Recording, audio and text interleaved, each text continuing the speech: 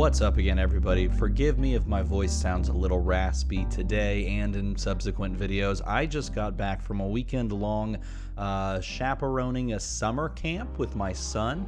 I was the camp counselor, one of the camp counselors with my son over this weekend, so I did a lot of shouting, a lot of jumping.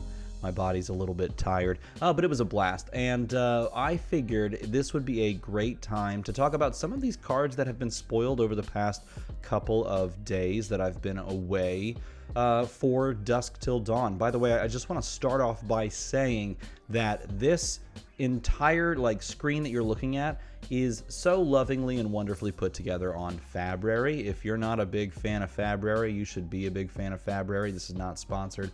They just have a fantastic little layout, and they work tirelessly to make a great product. As you can see, I have a lot of Kano decks. That is so many Kano decks. Oh my god. It is what it is. But let's talk about Dusk Till Dawn, because here's the thing.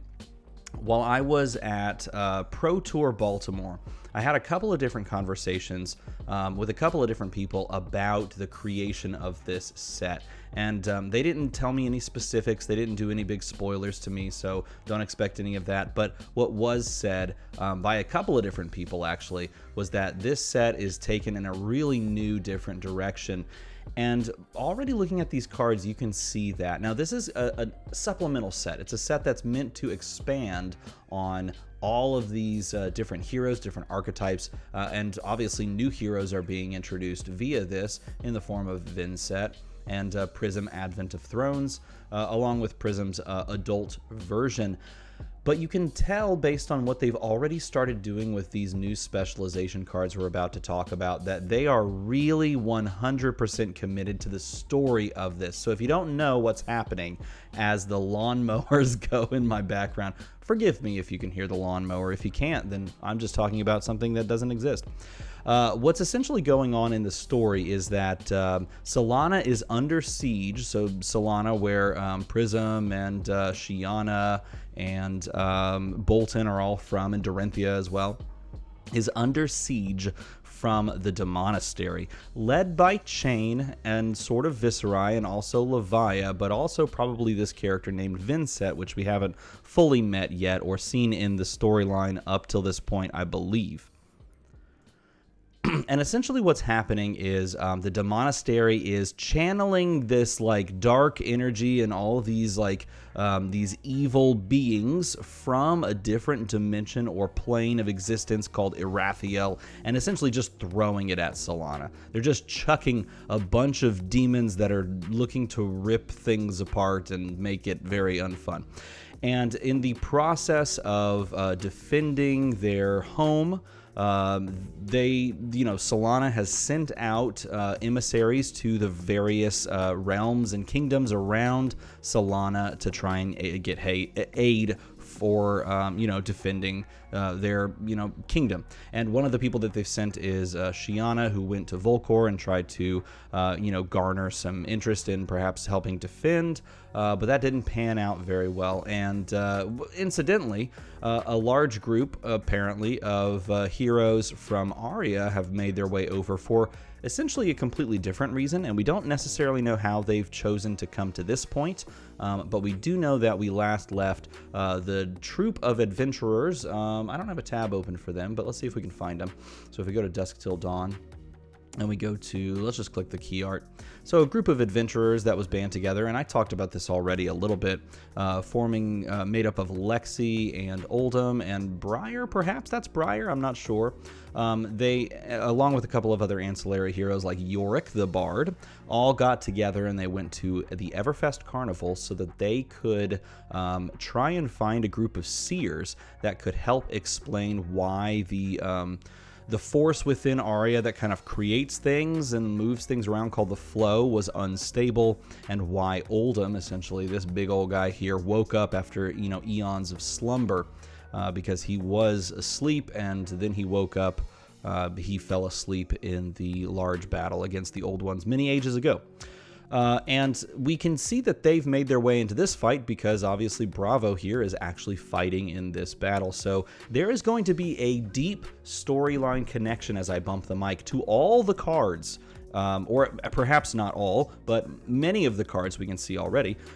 With this set, there's going to be a story being told, and essentially the story is from dusk till dawn on the day that Solana is being officially besieged, when dusk hits and fighting through the night leading to the dawn breaking, and what happens within that spread of time. So as we break down these cards and look at them, think of them from that perspective, from the perspective of everything happening within this giant battle throughout the night. So Luminaris Celestial Fury is the replacement weapon for Prism, because Prism LL'd, and when Prism hit Living Legend, so did the original Luminaris. So this Luminaris is what many people have coined the Luminaris you have at home, because this one is not free. It is not just like this persistent ability. You actually have to pay for this. But I do want to point out this. It does say once per turn instant, so you can pitch 2 into this as like sort of a reaction, or in the resolution step. I believe you can pitch it in the resolution step as well to give go again to your attacking Herald or attack action card, which is really cool. So it could be an angel attack or an attack with Herald in its name, and you can give it go again. So you can do little tricky things with this. And notice it works on the axis of yellow cards. This is the yellow card deck in Prism. So you pitch a yellow card. Let's just pretend, like if you have this 4-card hand, the 4-card hand here represents, hold on, loudest lawnmower ever. The 4-card hand here represents 4 yellows. Let's just assume these are 4 yellows. So if I have 4 yellows in my hand and I, like for example, play this yellow Herald and it attacks for 6, I have to pitch this card. It leaves me with 2 cards in hand. And then I wanted to give that go again. Well, if this is a yellow, I have to pitch this yellow to give that first attack go again. And then I'm left with 1 card in hand. And unless this is a 0-cost attack, I can't really do anything with it. So the way that this changes how Prism plays is really smart, because no longer are you opened to like playing the pure aggro variant where you just kind of like throw latent go again 7 attacks and your opponent just can't deal with it. You're definitely a little bit more tempered in your approach of aggression, and you have to really think about now your cost curve, because if all of these are 2-cost yellow 6 or 7 attacks, well then all of a sudden you can play 1 of them and give it go again and you have 1 card left. But if it's a 1-cost 6 or 7, or if it's a persistent ally on the board, well then you could attack with the ally pitching this one, leaving you a 3-card hand, and then also go again for that, and then you have the ability to play and pitch to attack for another attack. And what essentially this does is it means that you're still pushing something in the realm of 12 to 14 damage per turn, which is a nice turn cycle, but you're not, able to just easily go over the top with these crazy big long attack strings that you could before. Was that ever really the issue? Probably not. It was more the Prism, like aura builds that were really super powerful and successful, but this does bring the power level of your big spike turns if you're playing the aggro version down, which I think is smart. It's a really cool way to do it. All right, this token is beautiful. This is fantastic art, and the artist Othon, and I think it's Nicolaitis, I can't really make it out from my computer, but it has some really great art already on display in the game, and this is, I think, my favorite piece from it. This is a fantastically beautiful piece, and yes, this, if you can create this as a wizard, is a game changer in a lot of respects, but I don't think that it's going to be that easy to create as a wizard. Correct me if I'm wrong, LSS, if you'd like to prove me wrong, feel free. But if this is a wizard creation type thing, if you can create it as a wizard, this is nuts and awesome and really exciting. But even if it's not, this is like an automatic pair with Toma Fiendal. It means you don't have to run the boots anymore if you can create this Eloquence token easily, because you can give Toma Fiendal go again with this, which is great. But even if you don't do that, you can like play potions now and have them have go again if they didn't have it already. And that's a pretty powerful effect. So like this with a potion means that potions are now a lot more unlocked, or amulets or any of those items that we got in the Everfest set means all of those are more easy to get out and like run them on the board. Then we come to what is the most exciting right now, in my opinion, all of the specializations they've been releasing. So we have Alluring Inducement, which is really cool. Everything's twos, which is funny because there's two figures on here. This is Shiana, and this is Prism, and somehow they are probably merging their powers together, or maybe they are merging into one being.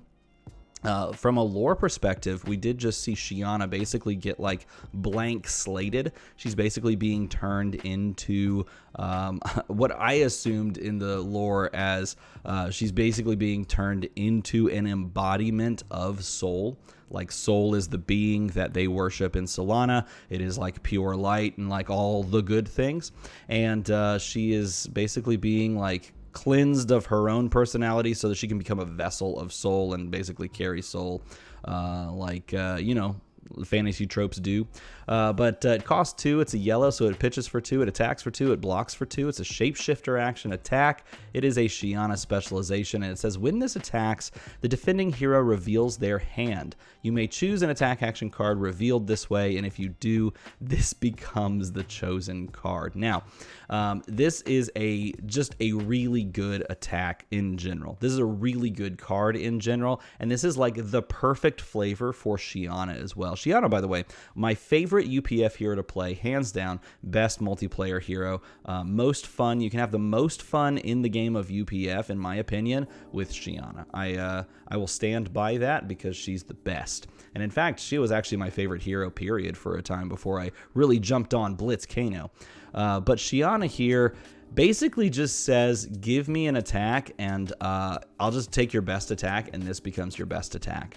And then she also gains this Unity effect. This card has Unity, which is a new keyword that we see in this set. It says, when this defends together with a card from hand, create an Eloquence token under any number of heroes' control. So we have, because this is worded this way, this is a fantastic keyword for Ultimate Pit Fight. And I just have to say this. You can definitely tell with this set that they are trying to push people more into opening up casual play and opening up UPF. This keyword is literally written out to be played in UPF in even more exciting and fun ways.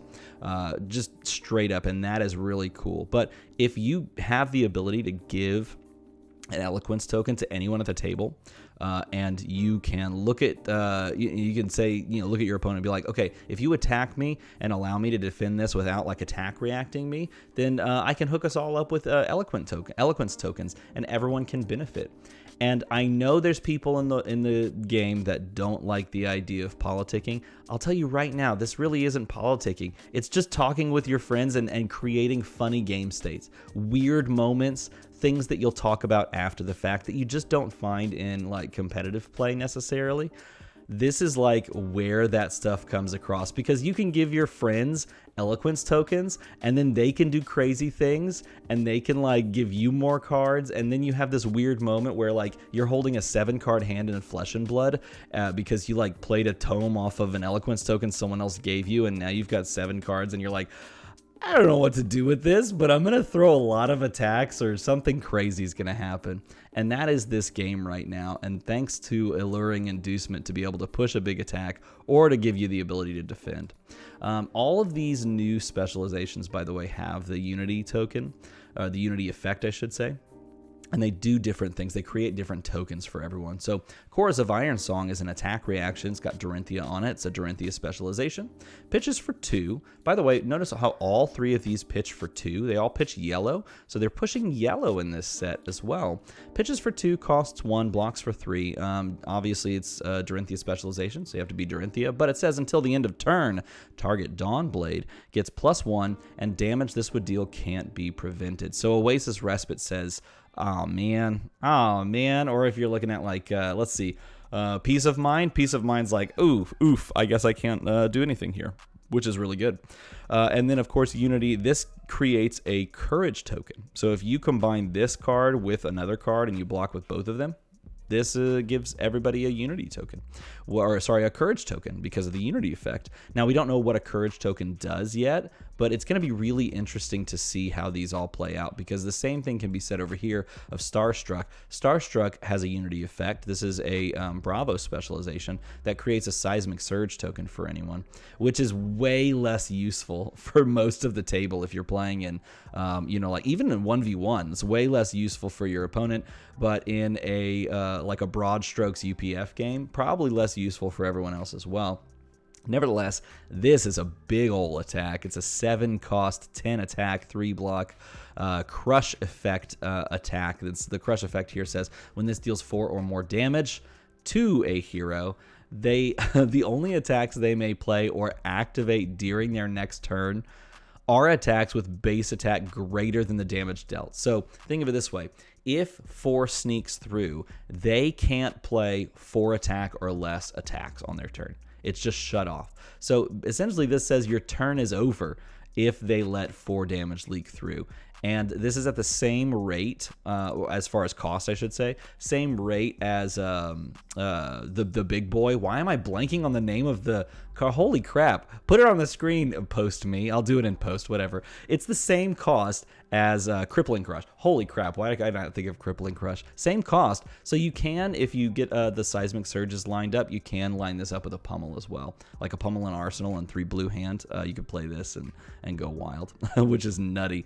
Yeah, this basically just turns off your opponent's turns, particularly if they don't have like go tall attacks. This one's really cool, but look how all of these are involved. Like the art is depicting the battle that is going to happen, and this is most likely, I think this is Shiana absorbing Prism perhaps, or maybe it's Prism absorbing Shiana. I don't know, maybe they're sharing power. I've already talked about Balana before, so I'm not going to talk too much about those. I already talked about Flail and Phantom. I just think that these are really cool. I think this is a great weapon that Shiana can play. Holy crap, can you believe it? Shiana can play this. I love that. That makes me so happy. And this Balana really spells out what's going to be left in this set that we haven't seen yet. We are definitely going to be seeing some more angels because this is one of the archangels that has already been discussed. All the heralds, by the way, are archangels. And they just are being created by illusion magic from the Prism's illusions if they are heralds, and these are the actual ones that I think have awoken. Whether they're good or not, we don't quite know. I think they're the old ones as well, or they are their Embras. We'll see.